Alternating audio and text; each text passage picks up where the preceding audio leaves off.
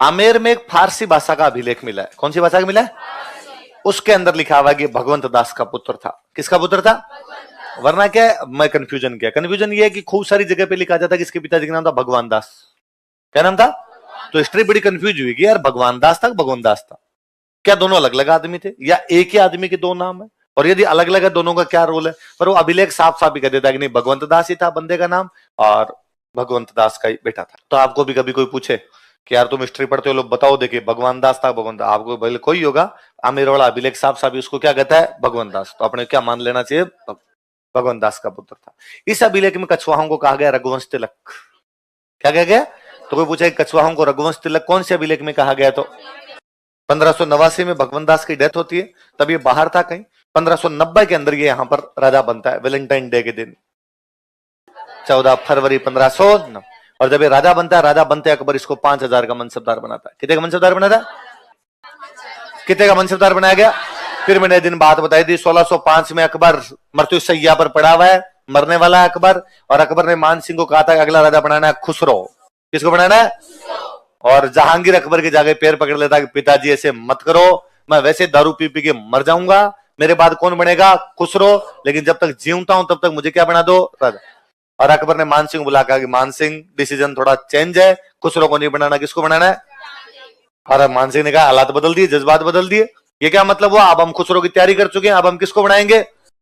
और तब अकबर ने मान सिंह का हाथ पकड़ा, जहांगीर का हाथ उसके हाथ में दिया कि प्लीज मान सिंह, जहांगीर को बनाना तो 7000 का मनसबदार है। कितने का है? तो कब बनाया 7000 का मनसबदार? 1605 में। कब बनाया? तो आरपीसी ने पूछा एक बार कि कब बनाया गया? 1605, ताकि याद रहे टावरों को, मरते मरते बना के गया था, जीवन काल में नहीं बनाया था उस आदमी। अकबर को खूब कॉन्फिडेंस था। अकबर ने इसको काबुल भेजा था, अकबर ने फिर उसको बिहार भेजा था, अकबर ने इसको बंगाल भेजा था। कहां कहां भेजा बताओ? काबुल, बिहार, बंगाल। कहां कहां पे? 5 साल अकबर ने उधर ही रखा, इसको बाउंड्री पे रखा। क्यों था? देखो काबुल क्यों भेज दिया थी, दूर क्यों भेज दिया? मैंने बताया कि अकबर के परिवार वाले जो है नाम क्या क्या लगाते हैं? मिर्जा।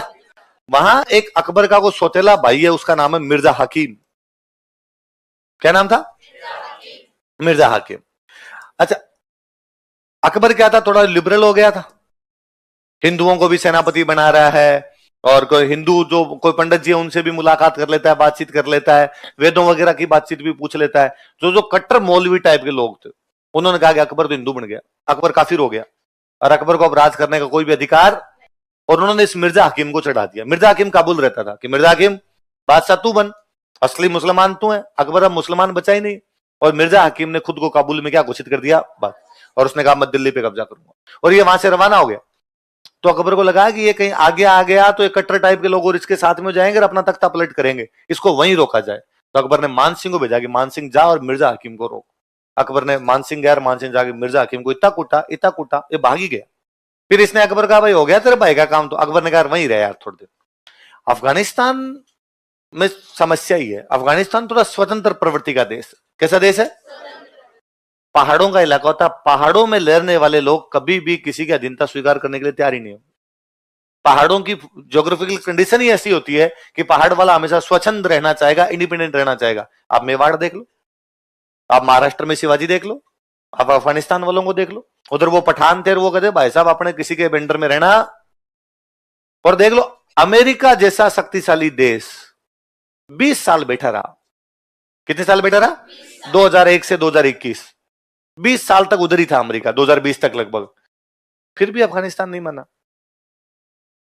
इतना शक्तिशाली देश बम मार मार के थम गया बेचारा, फिर भी अफगानिस्तान में तो पार। वो इनको मिनक बनाने में, अरे मिनक बन जाओ तुम, मिनक बन जाओ, लेकिन उनका नहीं, हम ऐसे हेलीकॉप्टर के ऊपर चढ़ चढ़ के भागेंगे। तो बाद में फोटो वैसे आते, हेलीकॉप्टर के नीचे को लटका हुआ है, कोई ऊपर चढ़ा हुआ है ना। तो उनका हम वैसे वैसे एकदम महिलाओं पर अत्याचार वैसे ही करेंगे जैसे पहले कर रहे थे, हम सुधरने का नाम। तो वो अलग ही प्रकार की कंट्री जी। पहाड़ों में रहने वाले लोग फिर थोड़ा सा ऐसे हो ही जाते हैं, और उन पठानों में वो चीजें आ गई। दूसरा, अंग्रेज 3 बार गए थे अफगानिस्तान में लड़ाई करने, नहीं माने तो नहीं माने। अफगानों को किसी ने अंडर में लिया था तो 2 ही बार लिया था, या तो अकबर ने लिया था या औरंगजेब ने लिया था। किस किसने? अकबर का जो सेनापति जो अंडर में लेता वो तो कौन था? मान। औरंगजेब का जो सेनापति अंडर में लेता वो था जसवंत सिंह। पढ़ा था मैं जसवंत सिंह, 4-5 साल तक वहीं रख दिया, 73 में बजा था, 78 में वहीं मरा था, 5 साल उसने वहीं काटे थे। ऐसे ही है। जब मानसिंह वहां गया तो वहां 5 कबीले थे। पठानों कितने कबीले? अलग अलग कबीले पठानों। जैसे एक कबीले का नाम था रोशनिया। कौन सा कबीला? जैसे एक कबीले का नाम था अफरीदी। क्या नाम था? शाहिद अफरीदी। अफरीदी कबीला है अपने आप। तो शाहिद अफरीदी की भी बॉडी लैंग्वेज देख के लगता था ना कि किसी की मानने वाला सही नहीं, अपनी धुन में ही रहता है, आते ही लप्पा घुमाता आउट हो जाता। पूरी जिंदगी उसने यही किया। एक वहां कबीला यूसुफ जई, मलाला, मलाला यूसुफ जई का नाम नहीं सुना? तो यूसुफ जई एक कबीला। ऐसे वहां पे कितने कबीले थे? 5। उन 5 कबीलों को पीट के वहां शांति व्यवस्था स्थापित की। 5 कबीलों को हराया, इसलिए आमेर के झंडे का रंग हो गया पचरंगा। क्या हो गया? पहले आमेर का झंडा था सफेद, उसमें बनी होती थी झाड़ी। क्या बनी होती? इसलिए बोलते झाड़साई झंडा। क्या बोलते? क्योंकि भगवान राम के अयोध्या का झंडा सफेद झंडा था। लेकिन अब मान सिंह ने कहा हमने 5 कबीलों को हराया, इसलिए अब झंडे का रंग कैसा होगा? अभी थोड़े दिन पहले आरपीसी ने किसी एग्जाम में क्वेश्चन पूछा कि कहां पर जीत के बाद आमेर का झंडा बदलकर पचरंगा कर दिया गया था? काबुल। कितने कबीले हराए थे? कि आज भी रात को जब बच्चा रोता है तो मां कहती है बेटा सो जा वरना मान सिंह आ जाएगा। मात सुनावे बालगान खोफनाक रणगाथ, काबुल भूली नहीं है जैन बखंडोबे हाथ। काबुल आज भी मान सिंह उन हाथों के प्रहारों को भूली। बिहार के अंदर, यहां पर उड़ीसा, तब बिहार का पार्टी हुआ करता है इधर। और उड़ीसा के अंदर 2 भाई है, अफगान है दोनों। एक का नाम है नासिर खां और एक का नाम है कतलू खां। कौन कौन 2 भाई है बताओ? देखे, दोनों अफगान थे। और मैंने आपको एक दिन पहले ही बताया था कि अफगानों की और मुगलों की आपस में बनती नहीं थी, क्योंकि मुगल जब भारत में आए थे तो इब्राहिम लोदी को मार के राजा बने थे। बाबर इब्राहिम लोदी को मार देता है, और इब्राहिम लोदी कौन था? अफगान। इसके बाद अफगानों को जब मौका मिलता वो मुगलों के खिलाफ लड़ते। अफगान था शेरशाह सूरी, हुमायूं को भगा देता। अफगान था हाकिम खान सूर, महाराणा प्रताप के साथ लड़ा। अफगान था आपका हसन खान इधर, या महमूद लोदी, सॉरी महमूद लोदी, वो किसके साथ लड़ गया? आपके चांगा। तो अफगान हमेशा किसके खिलाफ लड़ते? मुगलों। मुगलों के खिलाफ रहते थे। यहां पर 2 अफगान है, इनका नाम क्या है? नासिर खान कतलू। ये अपने उड़ीसा में एक जगह है पुरी। कौन सी है? और पुरी में मंदिर है जगन्नाथ। कौन सा मंदिर है? और इन दोनों अफगानों ने भाई जगन्नाथ मंदिर पे कब्जा, या पुरी पे कब्जा कर लिया। कहां पे कब्जा कर लिया? और पुरी के कौन से मंदिर पे कब्जा कर लिया? तो जगन्नाथ मंदिर पे कब्जा किया। तो पता चला कि अफगान जगन्नाथ मंदिर को तोड़ने वाले हैं। तो मान सिंह हाथों हाथ पुरी जाता है, नासिर खान कतलू खान दोनों का कत्ल करता है और पुरी पर वापस नियंत्रण स्थापित करता है। यदि आज भी कोई बंदा पुरी जाता है, जगन्नाथ मंदिर में हाथ जोड़ के आता है, उसे मान सिंह को थैंक यू बोल देना चाहिए। उस दिन मान सिंह नहीं होता तो पुरी वाला मंदिर कौन तोड़ जाते? नासिर खान। और नाम देखो कितना प्यारा, कतलू। ऐसे नाम देख लगता है ना गाल खींच ले, कतलू। गया में किसको रहा? तो इधर 4 भाई, 2 उड़ीसा 2 बिहार। उड़ीसा में तो पुरी में तो कौन किसको रहा क्या था? नासिर खान कतलू खान। खुर्दा में किसको रहता है? रामचंद्र देव। बिहार में 2, गिदौर में किसको? पूरणमल। गया में किसको? अनंत। फिर भेज दिया बंगाल, लिखो बंगाल। खुर्दा उड़ीसा में पड़ता है अब तो। बंगाल, बंगाल में पूर्वी बंगाल, जिसको आजकल अपने उधर बोलते हैं बांग्लादेश, उधर पूर्वी बंगाल का एक राजा था केदार। कौन सा राजा था? इसको हराया था। फिर अकबर जब मर गया था ना, तो अकबर के मरने के बाद बादशाह कौन बन गया? जहांगीर। जहांगीर की मान सिंह कभी ढंग से बनी नहीं, क्योंकि जहांगीर के दिमाग में यह था कि मान सिंह किसको राजा बनाना चाहता था? खुसरो, है ना, ये मेरे को चाहता नहीं था। फिर जहांगीर की पोस्टिंग कर दी थी साउथ इंडिया। कहां पर कर दी? और वहां साउथ इंडिया में एक जगह पड़ती है महाराष्ट्र में नीचे, एलिचपुर। कौन सी जगह? वहीं पर इसकी मृत्यु हो गई। तो बिहार में कौन सा कस्बा बसाया था इसने? फिर इसको बंगाल भेज दिया। बंगाल में अकबर के नाम से कस्बा बसाता है, तो अकबर नगर। कौन सा बचाता है? अकबर नगर। अकबर नगर कहां पर है? बंगाल। और अकबर नगर का नाम आजकल है राजमहल। अब इसको अकबर नगर नहीं बोलते, अब क्या बोलते हैं इसको? राजमहल। तो इसने 2 कस्बे बसाए थे। बताओ भाई कौन कौन से कस्बे बसाए? मानपुर, एक खुद के नाम से, खुद के नाम से कौन सा? मानपुर। अकबर के नाम से कौन सा?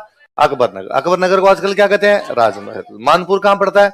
बिहार। अकबर नगर कहां पड़ता है? बंगाल, वेस्ट बंगाल, बंगाल में। अकबर नगर बंगाल में। अब सुनना देखो, मानसिंह का एक बेटा था, उसका नाम था जगत सिंह। क्या नाम था? जब मानसिंह की पोस्टिंग बंगाल में थी, जगत सिंह वहां लड़ता हुआ मारा गया। तो मानसिंह का कौन सा बेटा बंगाल में लड़ता हुआ मारा गया था? जगत सिंह। उस जगत सिंह की जो मम्मी थी, मतलब जो मानसिंह की रानी थी, उसका नाम था कनकावती। क्या नाम था? उस कनकावती ने अपने बेटे की याद में मंदिर बनवाया था। जगत सिंह की याद में मंदिर बनाया, इसलिए नाम क्या हुआ? क्या नाम हुआ? तो जगत शिरोमणि मंदिर किसकी याद में बनाया गया? जगत सिंह। किसके द्वारा बनाया गया? कनकावती जगत सिंह की माता या मान सिंह की क्या थी? रानी। और जगत सिंह कहां पर लड़ता हुआ मारा गया था? अब सुनना, देखो अपने पढ़ते हैं ये मान सिंह मेवाड़ पर आक्रमण करता है। मान सिंह की एक जोरदार आदत थी, कहते मान सिंह जहां पर अटैक किया करता ना, वहां की मूर्तियां लेके आता। क्या लेके आता? इसलिए जब उसने चित्तौड़ पर आक्रमण किया था तो चित्तौड़ से वो भगवान कृष्ण की मूर्ति लेके आया था। कहते भगवान कृष्ण की वही मूर्ति है जिसकी पूजा मीराबाई करती थी। मीराबाई मेवाड़ में थे, मेवाड़ में भगवान कृष्ण की पूजा करते, वो जिस मंदिर में पूजा करते वो मूर्ति मान सिंह लेके आ गया, इस जगत शिरोमणि मंदिर में लगा दी। तो इस जगत शिरोमणि मंदिर में भगवान कृष्ण की वही मूर्ति है जिसकी मीराबाई कहां पूजा करती थी? चित्तौड़। चित्तौड़ मेवाड़ की राजधानी कौन सी थी? चित्तौड़। कहते ये जगत सिंह जब छोटा था ना, तो इसके जो कोचिंग वाले सर थे, जिनके पास ये कोचिंग जाता था, वो थे तुलसीदास जी। कौन थे? रामचरितमानस।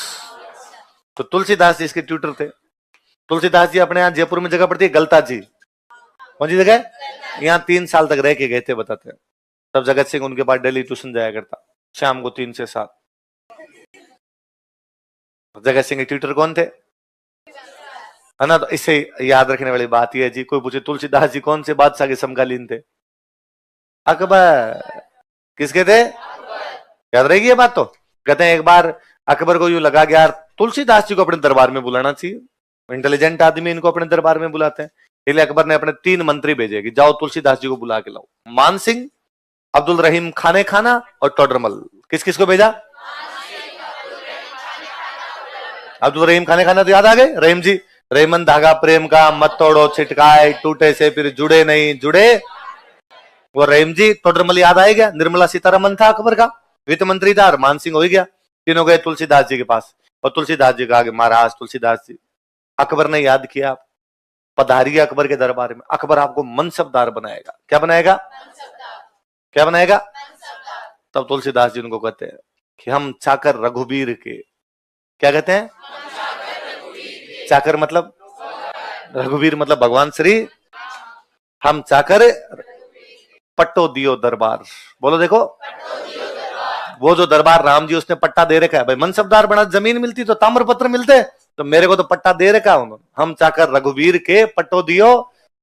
अब तुलसी क्या होत के नर से नर के मनसबदार।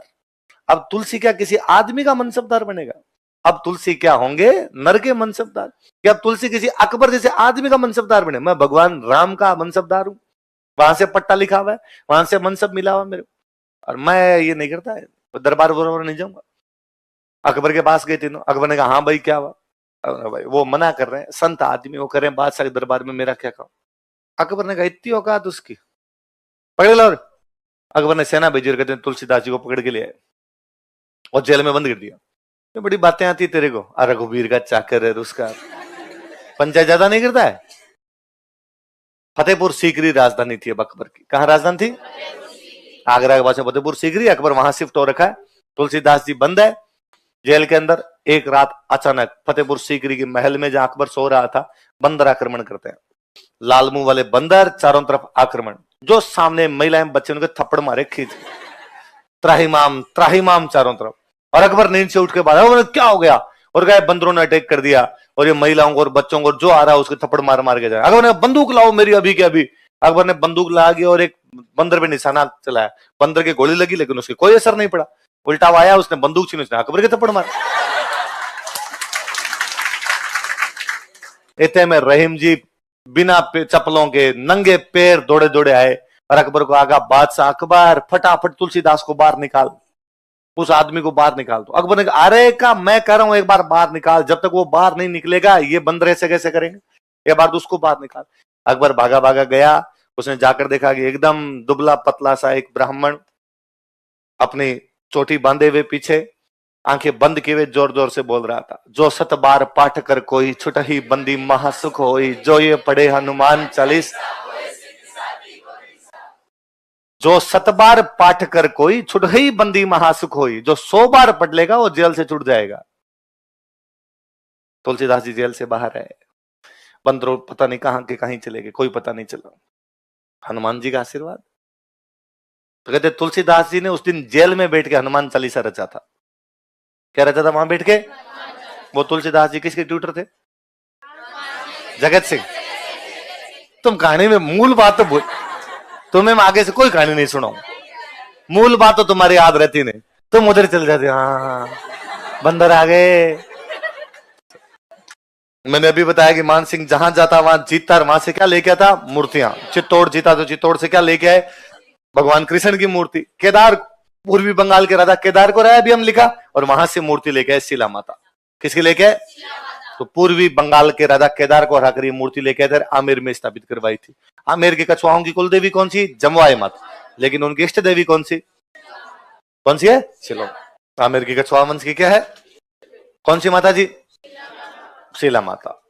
बोलो सांगानेर को सांगो बाबो, जयपुर को हडमान।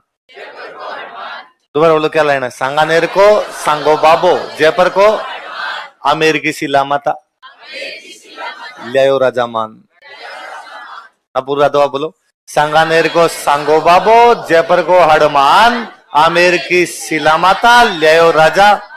मतलब ये सारे मंदिर राजा मान के, पर ये दो छोटे छोटे मंदिर है तो अपने लिखते नहीं, शिला माता वाला बड़ा लिख लेते हैं। सांगानेर में सांगा, जिसके नाम पर सांगानेर बसा हुआ है, भोमियोसा महाराज है, उनका मंदिर बनाया। चांदपोल हनुमान जी, जहां पर कभी बम विस्फोट हुए थे, तो चांदपोल हनुमान जी वाला मंदिर इसके मानसिंह के टाइम में बना हुआ है। शिला माता वाला बड़ा आता अपने पढ़ लेते हैं। बाकी जयपुर में जो भी पुराने बुजुर्ग जो बैठे हैं वो बोलते हैं, सांगानेर को सांगो बाबो, जयपुर को हडमान, आमेर की शिला माता, लियो राजा। तो राजा मान के मंदिर याद रह जाएंगे। तो राजा मान के मंदिर दो तो आमेर में बताओ कौन कौन से? जगत शिरोमणि और शिला माता। जगत शिरोमणि और दो उधर बिहार में बनाए थे, भवानी शंकर और महादेव। भवानी शंकर तो कहां पर? वेंकटपुर। महादेव कहां पर? कहां पर? एक वृंदावन में बनवाया था, राधा गोविंद। क्या बनवाया? बताओ पुंडरीक विठल की 4 किताबों क्या है? राग माला, राग मंजरी, राग। 3 तो राग है, माला मंजरी चंद्रोदय। कौन कौन सी राग है? 3। फिर मानसी ने कहा खाली राग निकालने कुछ नहीं होगा, नाच।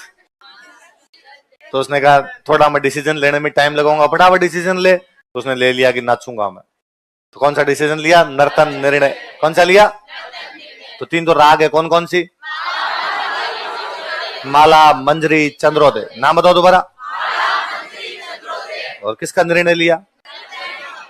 नाचने का लिया। तो चारों किताबों का नाम बोलो। राग माला, क्या कहते? दोबारा बोलो। मंजरी का मतलब क्या होता है? क्या होता है? क्या बोलिए, बता क्या होता है? नहीं सही बोली तू, लू गई। हे भगवान। हाँ मंजीरे नहीं, अरे मंजरी नहीं बता बच्चों को। बेल मतलब फूलों की बेल, वो नहीं।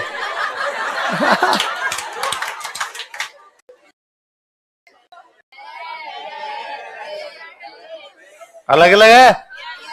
तो मंजरी, मंजरी का मतलब क्या होता है?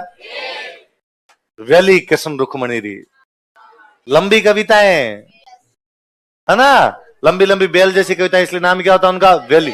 वल्लरी, मंजरी, लता, बेल, ये सब होता है ना। कभी एक मनोज वाजपेयी की मूवी देखना, आपको टाइम मिले तो, हालांकि बिजी हो। पर मनोज वाजपेयी की शुरुआती फिल्म है सूल। कौन सी है? रवीना टंडन हीरोइन है। तो इसमें रवीना टंडन का नाम है मंजरी। तो उसमें वो मनोज वाजपेयी एक डायलॉग है कि मंजरी जी बैल है हम बैल, वो सांड के लिए बैल है ना। दोनों चीजें, मंजरी मतलब बैल, वो खुद को क्या कहता है? बैल। नाराज ना हो, ये बैल है हम, बुद्धि नहीं है हम में। फिर वो मर जाती है, रवीना टंडन मर जाती है, तो मनोज वाजपेयी रोता उसके पास बैठ के, तो मंजरी जी खूब ही करता रहता वो। तो मैं अभी एक कोई इंटरव्यू सुन रहा था मनोज वाजपेयी, उसमें वो कहता है कि ये जब मूवी बनाई गई थी तो इसका जो डायरेक्टर था उसने कहा था कि भाई बस यूं लिख के दे दिया था कि भाई रवीना टंडन का कैरेक्टर मर जाएगा, मनोज वाजपेयी कैरेक्टर को उसके पास में बैठ के रोना है, डायलॉग अपने हिसाब से बोलो। डायरेक्टर ने कहा मैं नहीं बता रहा, तुम अपने हिसाब से इम्प्रोवाइज कर लेना। तो 2-1 डायलॉग उसने लिख दिए बाकी। तो मनोज वाजपेयी कहता है मैंने वो सारे डायलॉग हाथ उसी टाइम बोले थे, और मैं कैरेक्टर में इतना चला गया था कि मुझे ये नहीं पता चला कि सामने से डायरेक्टर ने वो रील खत्म हो गई है। पहले वो कैमरे होते तो रिकॉर्ड हो रहा है कि वो रिकॉर्ड होता जा रहा है, मैं बैठा बैठा वहां रो रहा हूं, बोल रहा हूं। तो मनोज वाजपेयी कहता है कि हम रो रहे हैं, सामने जो डायरेक्टर बैठा है वो रो रहा है, जो कैमरा चला रहा है वो रो रहा है, वहां जितने लोग हैं वो रो रहे हैं, रवीना जो कि मर चुकी है वो भी रो रही है। सुल मनोज वाजपेयी की शुरुआती फिल्मों में से एक है। तो वो मनोज वाजपेयी कहता है कि इसकी शूटिंग है ना मेरे गांव के पास में हुई थी। बिहार का मनोज वाजपेयी कि मेरे गांव के पास शूटिंग भी थी। तो कि मेरे जो दोस्त है वो मेरे को फोन करते। तो बिहार में क्या है, किसी भी बंदे का नाम होता है ना उसके पीछे आ लगा देते हैं। जैसे किसी का नाम है मनोज तो उसको कहेंगे मनोज हुआ, है ना, मनोज हुआ, ऐसे आ लगा लगा के बोले। तो मनोज वाजपेयी कहता है कि मेरे पास दोस्तों के फोन है कि कहा मनोज हुआ, रवीना से मिला दोगी क्या? रवीना टंडन तो बहुत बड़ी हीरोइन थी। तो कि मैंने कहा अरे नहीं, ऐसे रवीना जी किसी मिल थोड़ी सकती है, कि क्या बात करते, तुम तो हीरो हो, हीरोइन तुम्हारे कहने से नहीं मिलेगी। तो फिर मैंने मना किया कि नहीं, कोई भी नहीं आएगा, मेरे दोस्त वगैरह कोई नहीं आएंगे। और घर वालों को मैंने और कहा कि घर वालों को कहा कि तुम भी कोई शूटिंग देखने नहीं आओगे, क्योंकि वहां इतनी भीड़ हो जाती है और जो सिक्योरिटी वाले होते हैं वो सबको धक्के मारते हैं। कल को मेरे घर वाले आए और उनको धक्के मार दे तो कहता अजीब लगे मुझे कि यार ऐसे धक्के मार दिए गए। तो मैंने घर वालों को कहा भाई तुम भी नहीं आओगे शूटिंग देखने के लिए, क्या देखना है शूटिंग का, शूटिंग की तरह नॉर्मल होती रहती है, बाद में कभी मिलवा दूंगा मैं तुम्हें। लेकिन वहां डेली भयंकर भीड़ आती। और एक दिन मैंने देखा, रवीना टंडन का चाम मुझे देखने नहीं आते लोग, रवीना टंडन को देखने आते। और एक दिन मैंने देखा कि भीड़ में मेरे पिताजी खड़े।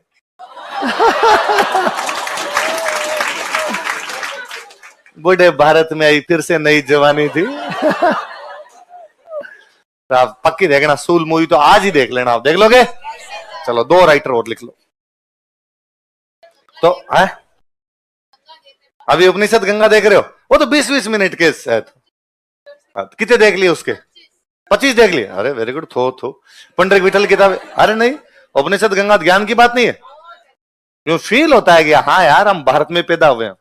वरना तो हर दुनिया का हर व्यक्ति सुबह उठता है रात को सो जाता है, दिन में जो कुछ करना होता है हर कोई ना कोई काम करता है। जब आप सार्थक काम करते हो तो अच्छा फील होता है। उपनिषद गंगा देखना, अपने आप में सार्थक काम है। और पुंडरीक विठल की बुक्स के नाम बताओ। रागमाला, रागमंच। 2 राइटर और लिखाता हूं, देखो। एक राइटर का नाम लिखो मुरारी दास। क्या नाम है? और मुरारी दास जी ने बुक लिखी मान प्रकाश। जैसे राज प्रकाश रहे अपनी किताबें, तो वो राज सिंह पे इसलिए होगी राज प्रकाश, ये मान सिंह पर इसलिए क्या हो गई। और एक था जगन्नाथ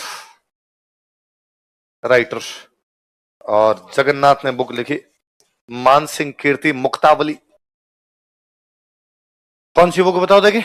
मान सिंह कीर्ति मुक्ता। तो मुरारीदास की किताबों के नाम बताओ। मान प्रकाश।